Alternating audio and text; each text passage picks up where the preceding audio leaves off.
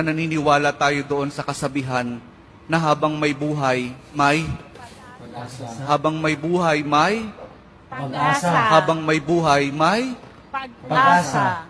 pagsubok. Dahil tayo katiwala ng Diyos, binibigyan din niya tayo ng iba't ibang klase ng pagsubok.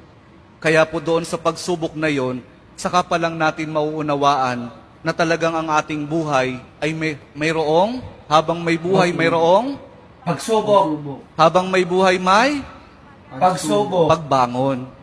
Huwag niyong hayaan na kapag meron kayong pinagdaraan ng pagsubok, ay hindi kayo babangon. Kailangan meron tayong pagsumikap na pagtsatsagaan natin yung ating mga pagsubok na pinagdaraanan.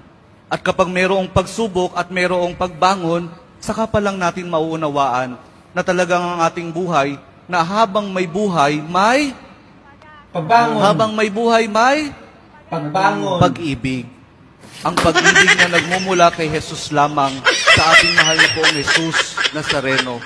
Dahil doon, kapag naunawaan natin itong mga bagay na ito, na habang may buhay, may pagsubok, may pagbangon at may pag-ibig na nagmumula lamang kay Jesus, saka pa lang natin mauunawaan at matatanggap na talagang habang may buhay, may